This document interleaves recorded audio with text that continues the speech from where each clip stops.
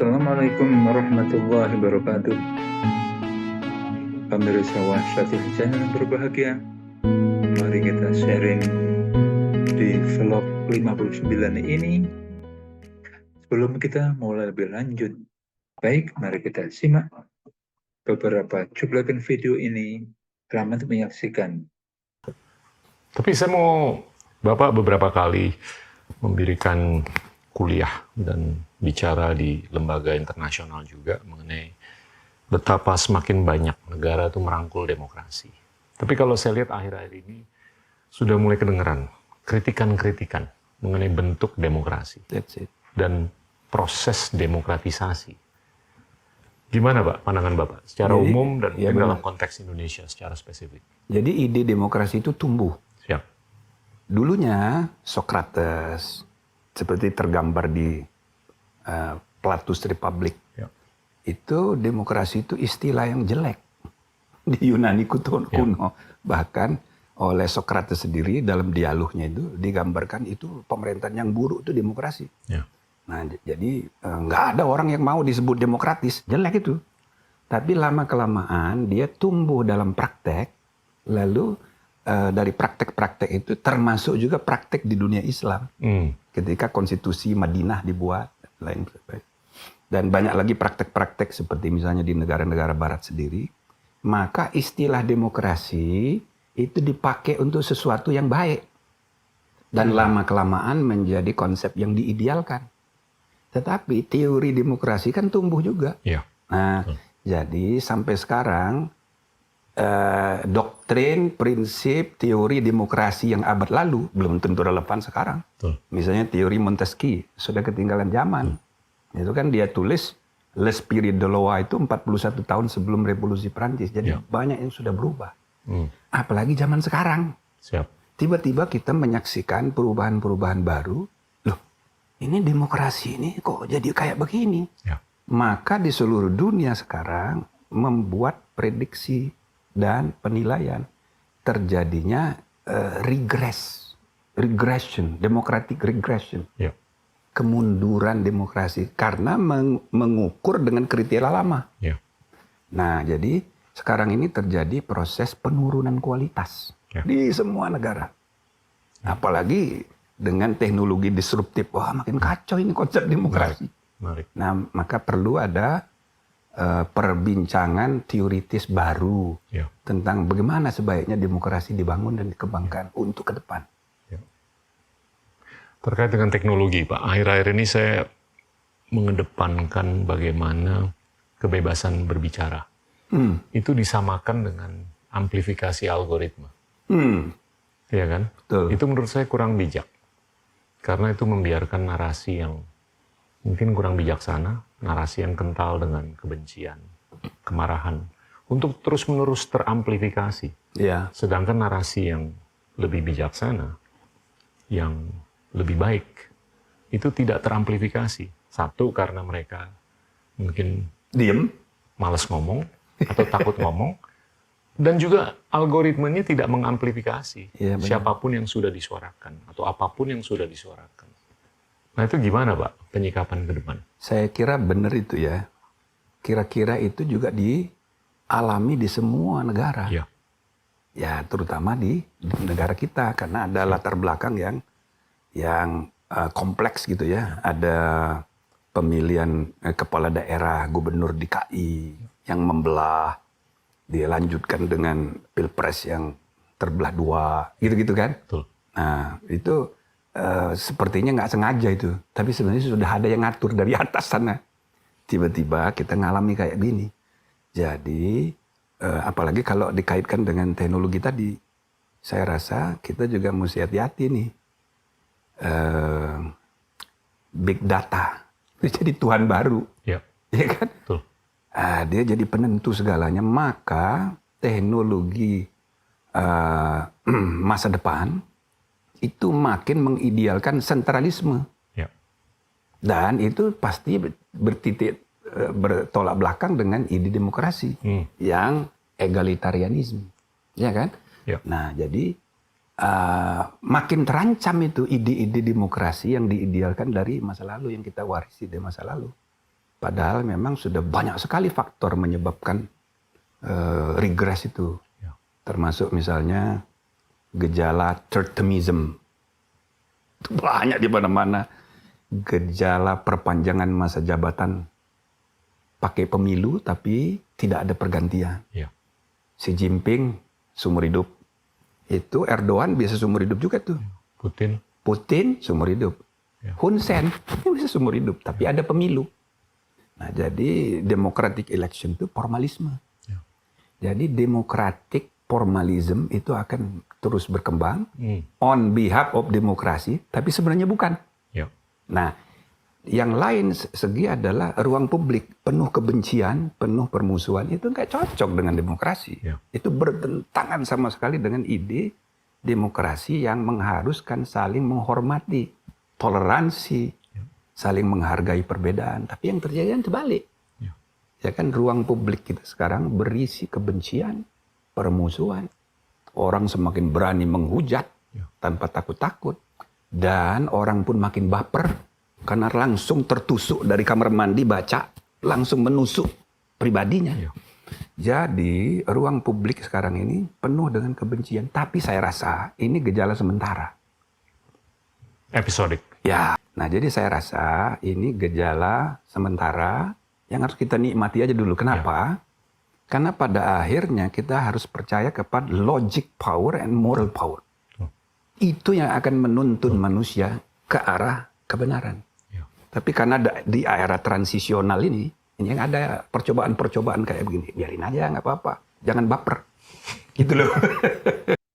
Kali ini mari kita akan sharing untuk mengajak para pemirsa berada pada helikopter view, melihat permasalahan dengan teropong dari langit, sehingga bisa menghindari kesempitan sudut pandang. Tema dari sharing kali ini adalah demokrasi dan leadership. Tentu kita tidak akan berdiskusi tentang definisi, tetapi akan mengambil poin-poin yang menjadi esensi dari keduanya. Pertama, demokrasi menghendaki adanya beberapa piranti-piranti sebagai alat untuk mengontrol penguasa sehingga penguasa tidak semena-mena. Di sisi lain, kepala negara adalah sosok negarawan yang mengemban kepemimpinan dengan norma leadership yang harus efektif berjalan.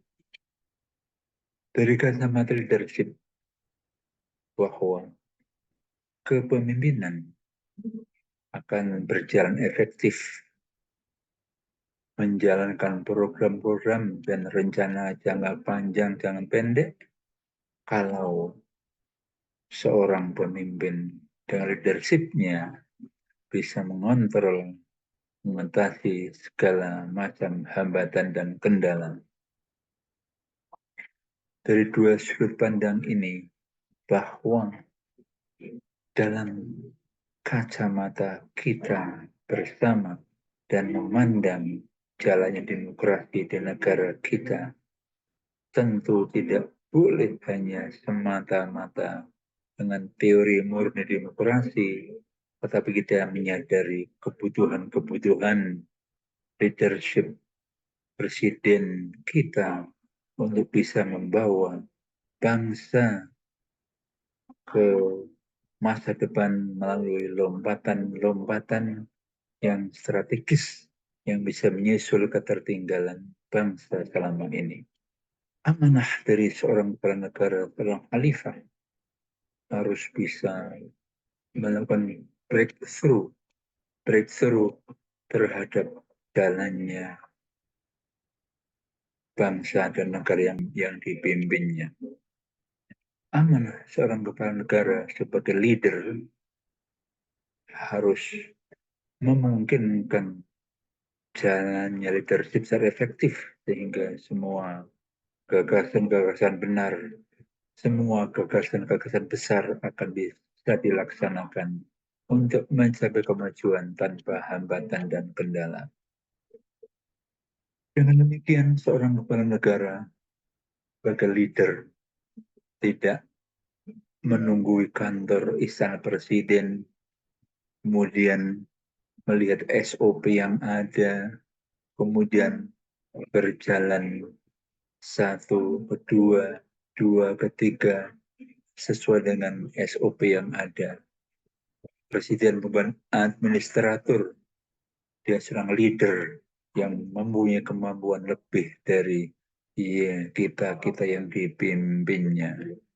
Dia seorang leader, seorang kepala negara, khalifah yang punya kemampuan besar, yang Allah anugerahi kemampuan lebih untuk membawa bangsa dan negara ini maju ke depan mencapai cita-cita bersama.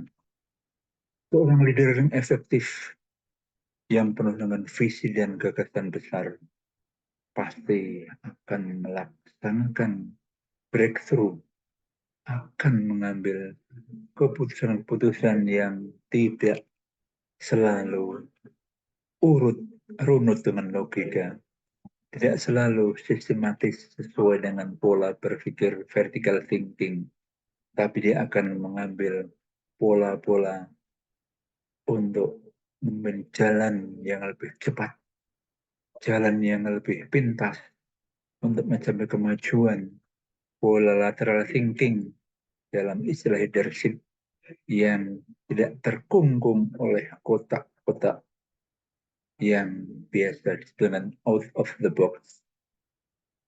Oleh karena itu, memahami konteks demokrasi dan leadership, demokrasi bukan jalan yang lurus 100%, karena di dalamnya seorang leader butuh kelenturan untuk bermanuver ke kiri dan ke kanan. Adapun batasan koridor adalah standar deviasi yang kita ciptakan bersama, pemahaman nalar kita maupun pemahaman undang-undang yang kita siapkan sehingga seorang kepala negara bisa bergerak lentur, bermanuver, tidak bergerak lurus sebagai administrator belakang. Amerika telah beratus-ratusan tahun menjalani laboratorium demokrasi. Selama itu banyak kepala negara di sana yang bermanuver, ambil keputusan bijak, melakukan breakthrough untuk kemajuan bangsa dan negaranya yang tidak lurus 100% tetapi bermanuver kiri kanan dilihat dari kacamata standar demokrasi. Apakah kita menghendaki kepala negara seorang administratif, seorang yang cerdas bergelar profesor doktor, tapi tidak mengambil apapun dalam bidangnya? Tidak. Presiden seperti itulah yang kita kehendaki. Presiden yang hanya menunggu kantor yang tunduk kepada SOP demokrasi, tentu bukan. Demokrasi adalah alat untuk mencapai tujuan, alat untuk menghindari kekuasaan tanpa batas, sehingga jangan kita mengajari para generasi penerus netizen dan Gen Z ini dengan mentality loser yang mengajarkan kritikan-kritikan tidak dalam kacamata helikopter view. Kalau kita melihat sisi lain, seorang profesor yang kritis tetapi menggunakan helikopter view, maka yang ada adalah kesejukan. Kita bisa mentoleransi adanya manuver kiri kanan dari pemimpin tidak lurus 100% sepanjang semua bukan untuk kepentingan pribadi dan keluarga, sepanjang semua demi kemajuan bangsa dan negara yang dipimpinnya. Mari kita simak bagaimana pendapat seorang Profesor Jimli As-Siddiqi yang sejuk melihat hiruk pikuk ini adalah hal yang biasa yang normal dalam negara yang sedang berproses menuju demokrasi. Tidak perlu kita membenci dan menghina sana sini, bahkan tanpa sadar kita membenci karena kita partisan, tidak sepaham dengan yang kita benci. Kita akan lagi pendapat Profesor Margarito, ahli hukum, yang mencoba memisahkan antara kehendak pribadi-pribadi, sandar-sandar perorangan untuk menilai suatu yang sudah baku dalam tuan hukum. Iya bang, apa? Boleh nggak tuh presiden kampanye Boleh, menurut undang-undang? boleh, Ya, kenapa? boleh. Alasannya? Begini bang, apapun itu ya gitu ya. Pertanyaan saya sebagai orang hukum, dari mana abang punya hak? Hak dalam ilmu hukum cuma ada dalam hukum, tidak yang lain. Di luar apapun itu. Tidak. Kewajiban juga begitu. Suka atau tidak, senang atau tidak. Anda tidak memperoleh hak dalam bernegara ini karena Anda punya kedudukan tinggi, kedudukan rendah, punya istimewa ini. No. Hukum. Suka atau tidak, senang atau tidak. Itu yang mau saya bilang adalah hukum adalah pernyataan otoritatif yang memberikan standar pada setiap orang tentang apa yang bisa dan apa yang tidak. Tidak di luar itu. Suka atau tidak, senang atau tidak. Jadi haknya Pak Jokowi di mana nih? Itu tadi. Yang bilang tadi pasal berapa tadi itu? 299 itu. Suka atau tidak, senang atau tidak. Apakah maksud membuat undang-undang begitu? Ya. Bang, abang belajar juga. Saya masih di kampung udah baca abang punya tulisan-tulisan di forum keadilan itu, di bagian itu. Bang, kalau kita mau ngecek yang tadi abang bilang itu, baca risalah. Pertanyaannya adalah, apakah risalah itu hukum atau hukum di pasal? Saya tanya abang. Supaya clear ini. Hukum itu ada di pasal dalam undang-undang atau di risalah? Abang, saya tahu, abang suka banget dulu itu bicara mengenai memori van Tohliting kan, penjelasan kan itu kan.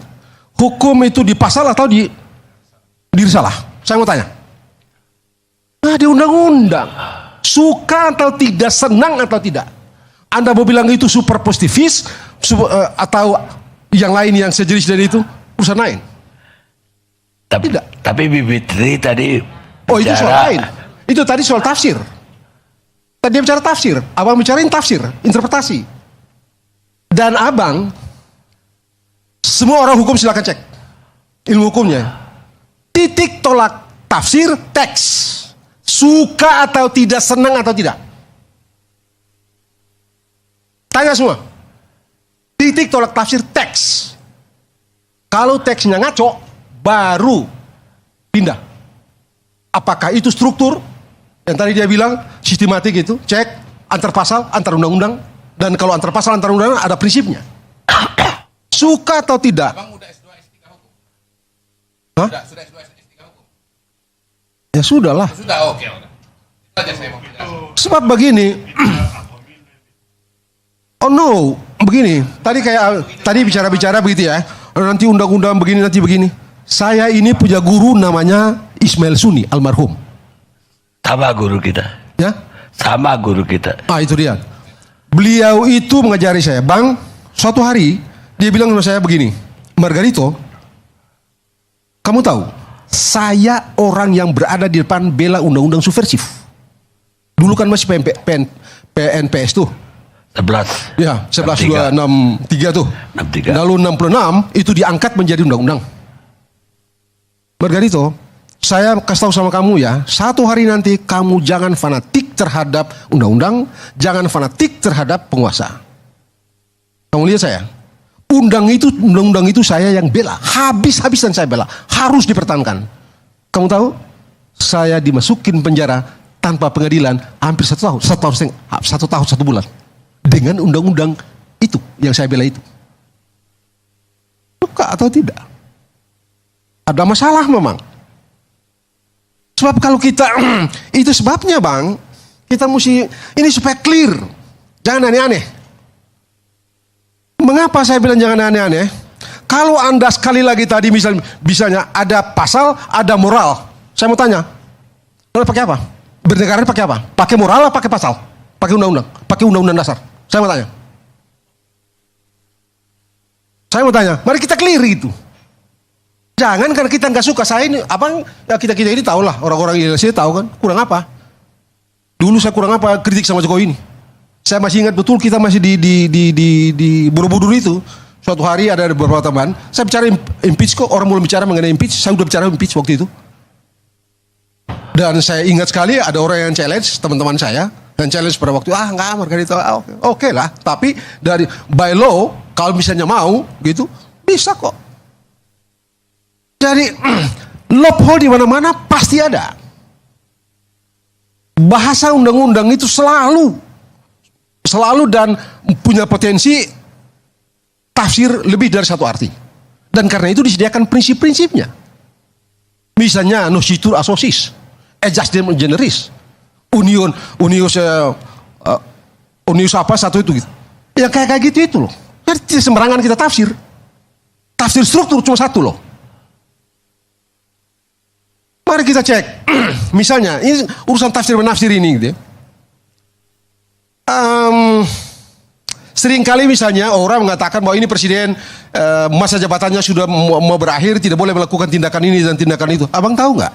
Judicial review pertama di Amerika gitu ya, yang dibilang yang orang bola-balik bicara mengenai John Marshall itu. Tahu nggak? Itu kan disebut dengan midnight judges, karena besoknya mau berakhir masih diangkat juga itu orang calon-calon hakim itu, midnight judges itu.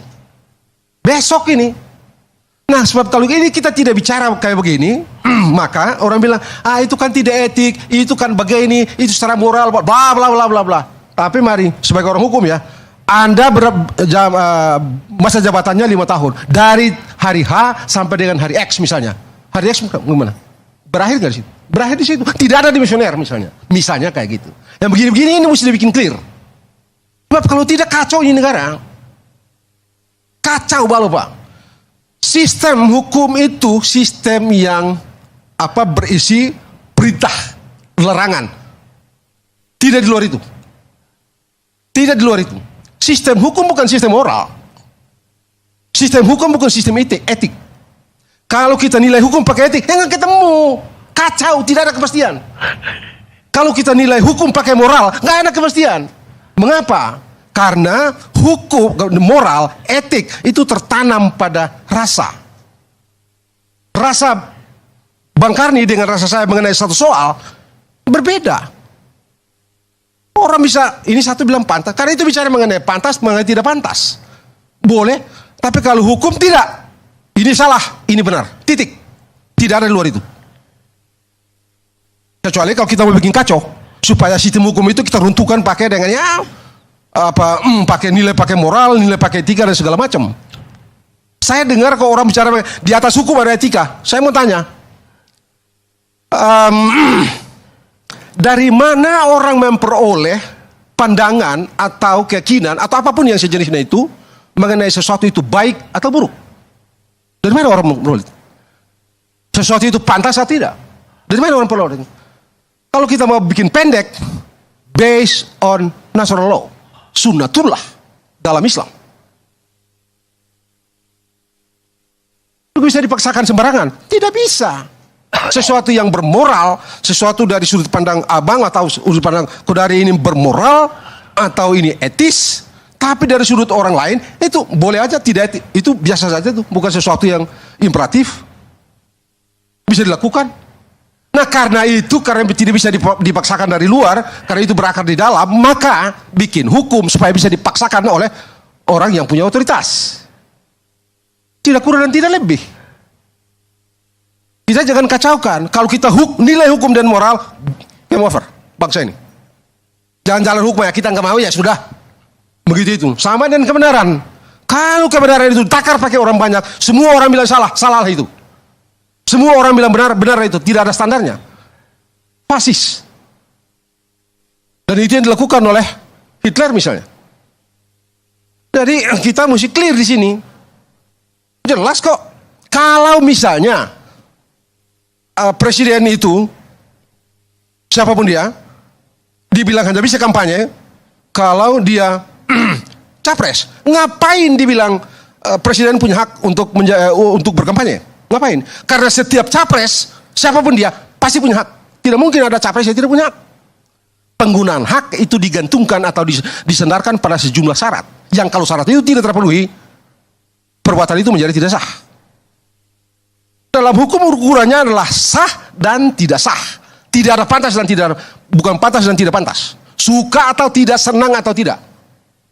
Mari kita tegaskan, kita tidak butuh kepala negara, seorang administrator yang akan berpikir, yang hanya berpikir sistematis, runut logika, berpikir vertical thinking, tidak melakukan terobosan apapun, tidak ada breakthrough sehingga kita tetap tertinggal negara ini sebagai negara miskin dan belakang. Sekarang kita sedang mempunyai gagasan menyambut bonus demografi tahun 2030-2040, menyambut Indonesia Emas tahun 2045, maka pastikanlah kita kawal bersama. Kita harus punya pemimpin yang berkelanjutan dari sekarang, telah meletakkan tonggak-tonggak pembangunan secara fisik dan non-fisik. Kita harus kawal semua menuju ke satu titik konvergen, satu titik ke depan untuk menuju untuk membuat lompatan-lompatan menuju Indonesia Emas, membuat terobosan-terobosan sehingga kita mengalami bonus demografi yang positif. Demikian kiranya sharing Wasatiyah Channel bagi kaum milenial dan kemudian selamat mengikuti vlog berikutnya. Wassalamualaikum warahmatullahi wabarakatuh.